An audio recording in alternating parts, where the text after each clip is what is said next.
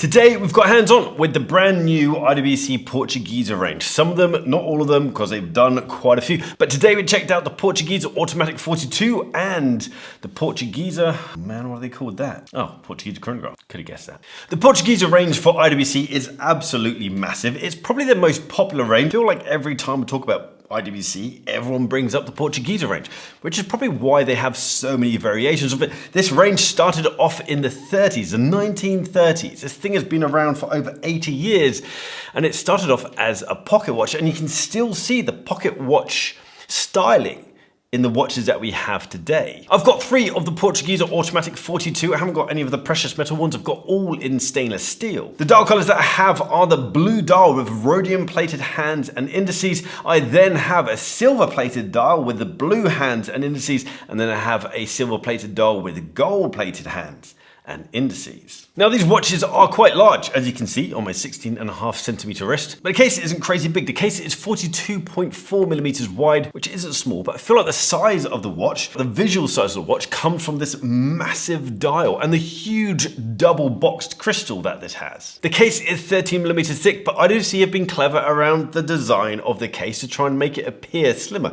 This is a slimmer case than before, but they wanted it to look even slimmer, and they've done that by having a brushed mid case, and then you have this high polished bezel and this high polished case back, which means I want to say that the bezel and case back kind of disappear. They don't really disappear, but it doesn't add to the thickness of the case. They've been quite clever with the design of this. Now, I usually dislike thick watches unless there's a purpose, and there is a purpose for the thickness of this watch, but I will talk about that when we get to the movement. The case has 50 meters of water resistance, and as I mentioned, it has a double boxed sapphire crystal. We have a boxed sapphire crystal on the top and this massive sapphire crystal on the back. The back crystal is just, well, not the crystal, the movement, the amount of movement that you can see in the back is so hot. But on the front side, both sides of the sapphire crystal, as in the top side of the sapphire crystal on the dial side and the underside of the sapphire crystal on the dial side, has anti-reflective coating. And that's what allows this dial to pop so much. Everything is just so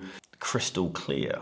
These things just come out. One thing that really adds to the dial popping, other than the anti-reflective coating, is the 15 layers of lacquer, of transparent lacquer that goes on top of the dial. But then you also have so much contrast between the numerals, the indices, and the dial itself. That, along with the sheer size of the dial and the anti-reflective coating, everything just really pops and is really quite good looking. The movement inside is an IWC movement. This is the caliber 52011. It's automatic. We have a Peloton automatic winding system. We have small hacking seconds. We have a power reserve display, see-through caseback, as I've shown you, 31 joules. And the reason this thing is so thick is because it has a 7-day power reserve. That's 168 hours of power. And you get that through twin barrels that you can see on the back.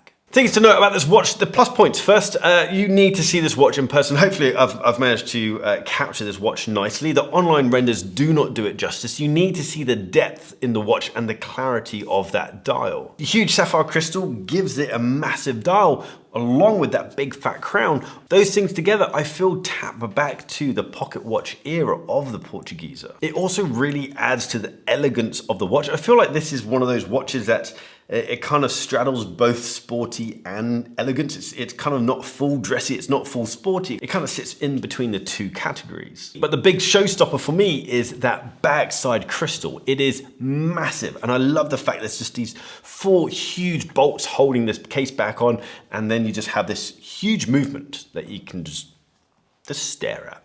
It's stunning. The negative points to note are the fact this is a large watch with a large dial and a large crystal, so it wears large. I do have, I'd say, medium-sized wrists at 16.5 centimeters around, so I'd probably go for the 40mm version myself. However, the 40mm version comes with a different movement, and that only has 60 hours of power reserve, as opposed to the full 7 days that you get with the 42mm version. And then the final thing, and this isn't for this watch, it's for all watches that have anti-reflective coating on the top side and the underside. Anti-reflective coating does scratch off, and so you just need to be aware of that, but that's not an IWC thing, that's not a Portugueser thing, that is just all watches that have top side anti-reflective coating. It comes off. Let's move on to the chronograph. So this is what IWC call the Dune dial. We have gold-plated hands and gold-plated indices. This version is in stainless steel, but you can get it in gold and white gold, and it is 41 millimeters wide. It's 13.1 millimeters thick, so only slightly thicker than the previous 42 millimeter Portugueser. And we only have 30 meters of water resistance, but I wouldn't suggest taking any chronographs of this style with the button pushers in water at all. And also this has a leather strap, so just wash your hands, that's fine, but nothing more than that. The movement inside is also an IWC movement. This is the caliber 69355. It's an automatic column wheel chronograph. It has 27 joules and 46 hours of power reserve. Plus points and negative points around this one is, my main criticism around chronographs is that they're too thick. And this is certainly thick, but IWC have been quite clever with the design of the case. It isn't just a slab-sided piece of steel, it's got contours and lines to give the appearance of it being thinner, and that actually works. Again, there's details in the dial which really make it stand out the moment you spend a bit of time looking at it. We've got this burst dial with the radial sub-dials, and then you have these high-polished hands and indices.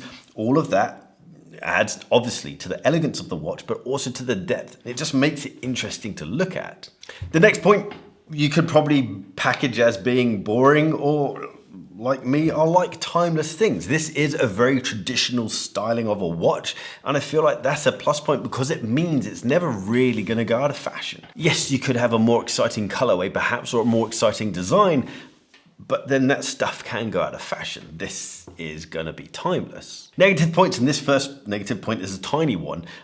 Being a chronograph, you have to have more information on the dial. When compared to the automatic 42, I feel like this dial is ever so slightly more cluttered. I prefer the space and balance of the 42 as opposed to this chronograph, but that's a tiny point, I feel. The bigger point is the case size. Although they've been smart around the design of the case and it appears to be slimmer, it is still a thick watch.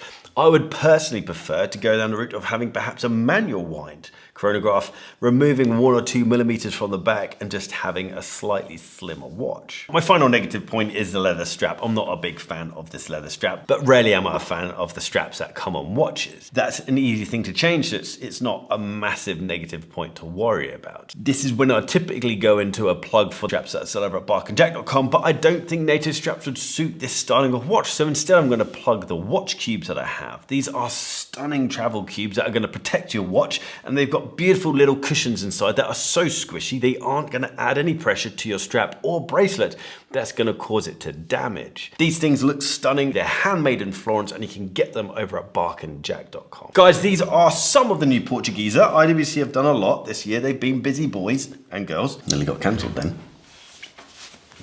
I don't have any information yet on the pricing of any of these watches, so I can't pass comment on that. But guys, let me know what you think of these additions to the IWC lineup. I know the Portugueser range is a popular one within the IWC fans. We're going to be covering so many watch launches this week. Well, actually forever. That's what this channel's about. So if you like this video, hit the thumbs up button. If you like the style of this video, then hit the subscribe button down there and the little bell icon so you get notifications when I drop a new video. If on Instagram, give me a follow at barkandjack, and give me a follow at Adrian Barker. I'll see you guys so soon. I'll probably see you later on today or tomorrow. Take care.